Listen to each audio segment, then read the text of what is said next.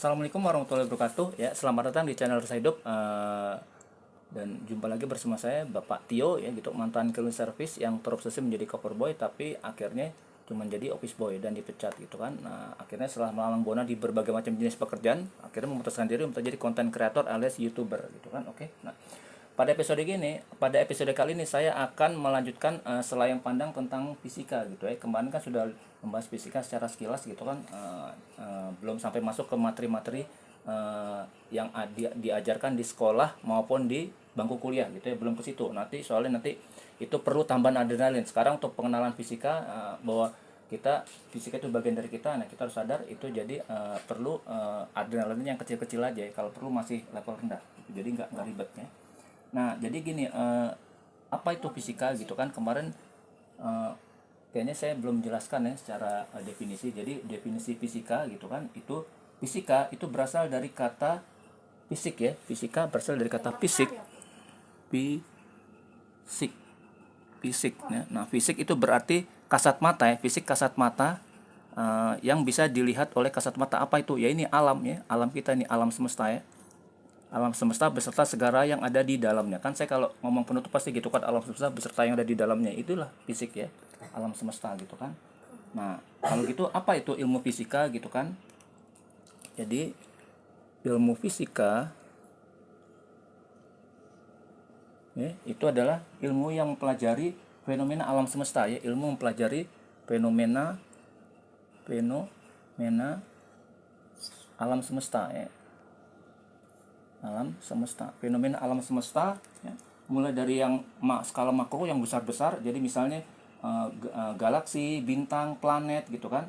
Galaksi, bintang, planet ya, mulai dari yang makro tadi, galaksi, bintang, planet, galaksi ya. Kemudian sampai yang level mikro ya.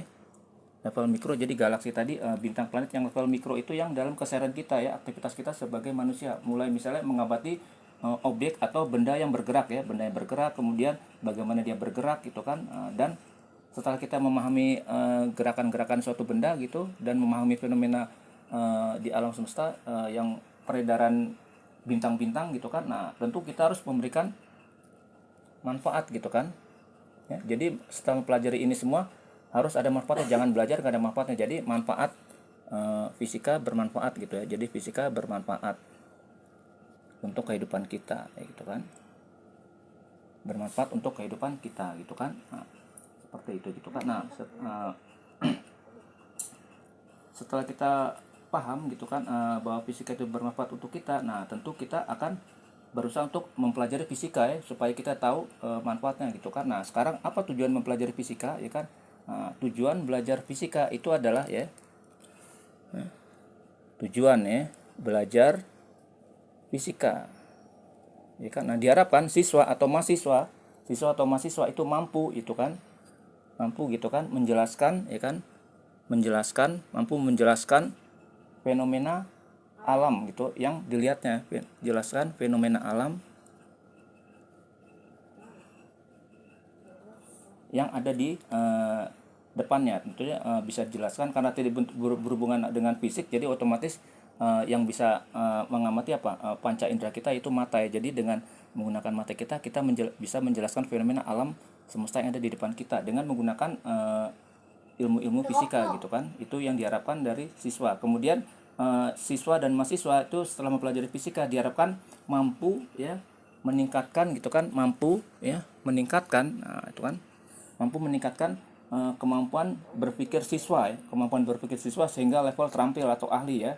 Ahli dalam hal apa? Terampil dalam hal apa? Dalam hal psikomotorik gitu kan, meningkatkan psikomotorik dan kognitif ya kan.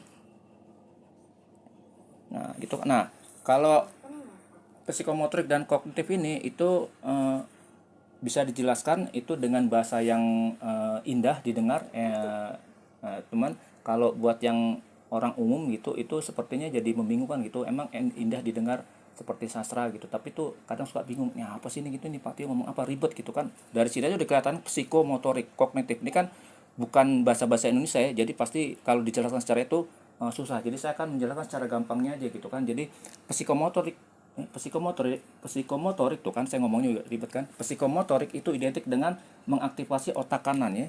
Otak kanan gitu kan. Otak kanan ya. Nah, otak kanan ini itu yang sifatnya melakukan gerakan fisik ya, gerakan fisik gitu ya. Jadi gerakan fisik misalnya olahraga lari gitu kan, atletik, basket gitu kan. Kemudian yang sifatnya kita bisa menggerakkan anggota badan kita, misalnya melukis ya kan, menggambar ya kan, menari, bernyanyi ya gitu-gitu kan, menggunakan alat musik ya, pencet tombol-tombol piano gitu kan pakai jari. Nah, itu menggerakkan fisik kita. Itulah level psikomotorik ya, mengaktifkan otak kanan. Kemudian kognitif otomatis kebalikannya. Kebalikan dari kanan apa? Kiri ya. Jadi otak kiri. Nah, otak kiri apa? Yang sifatnya tentu tadi kalau otak kanan itu identik dengan menggerakkan fisik ya. Jadi otot kita. Nah, kalau yang kognitif, otak kiri itu levelnya adalah menggerakkan yang bukan fisik, berarti sel-sel saraf otak kita. Jadi kemampuan kita berpikir ya. Jadi kemampuan kita dengan di level kognitif ini diasah ya, ditingkatkan ya. Itu dengan cara meningkatkan kemampuan berpikir siswa, sehingga jika kognitif ini sempurna aktif, maka dia akan bisa meningkatkan pengetahuan itu, meningkatkan ilmu pengetahuan, kemudian bisa meningkatkan intelektualnya gitu, identik dengan ilmu pengetahuan, kemudian bisa bisa meningkatkan kemampuan akademisnya ya, kemampuan akademis, jadi kemampuan prestasi, kemudian bisa meningkatkan kecerdasan seseorang, dan sehingga dia pada akhirnya dengan menggunakan kecerdasannya dia bisa memecahkan masalah ya. Jadi dengan menggunakan kecerdasannya dia bisa memecahkan masalah gitu kan. Ini mengaktifkan otak kanan, pecahkan masalah. Nah, gitu kan. Nah, semua ini kalau dirangkum itu identik dengan kemampuan berhitung ya gitu ya. Jadi seseorang yang bisa memecahkan masalah dengan menggunakan kecerdasannya, dengan memiliki kemampuan akademik yang tinggi dan bisa memahami ilmu pengetahuan dengan brilian, itu biasanya dia bisa menghitung dengan cepat gitu kan, menghitung cepat. Nah, bisa menghitung cepat seperti yang selama ini kita bahas. Nah, itu level kognitif. Jadi itu ya. Jadi setelah mempelajari fisika, siswa atau mahasiswa diharapkan bisa menjelaskan fenomena alam, bisa menjelaskan fenomena alam, terus meningkatkan psikomotorik dan kognitif. Oke, ya, seperti itu. Apa psikomotorik sudah dijelaskan, kognitif sudah dijelaskan. Oke, itulah selain pandang fisika. Jadi mulai sekarang kita harus sergap ya, kalau kata orangnya sergap gitu, senang gitu kan, suka gitu kan mempelajari fisika, karena ternyata fisika itu mudah untuk dipelajari gitu kan, tidak ada yang sulit gitu ya. Dan kita bisa mengaktifkan tidak hanya otak kiri tapi juga kanan, psikomotorik dan kognitif, dua-duanya kita pegang ya. Kita jago ngitung, kita bisa mecahin masalah, kita juga jago ngelukis, jago gambar, jago nari gitu kan, hebat tuh gitu kan, luar biasa gitu. Itu yang diharapkan dari mempelajari fisika. Oke, semoga bermanfaat tema fisika kali ini. Jangan lupa bagi yang masih bingung, tonton secara full, jangan di skip gitu kan. Kalau masih bingung juga kirim pertanyaan, kritik dan saran di kolom komen, tentunya sambil membaca tombol like, subscribe, dan tombol lonceng gitu kan, supaya bisa berkesinambungan mendapat informasi. Oke, begitu. Demikian, mudah-mudahan bermanfaat bagi kita semua. Bila taufiq wal hidayah. Wassalamualaikum warahmatullahi wabarakatuh.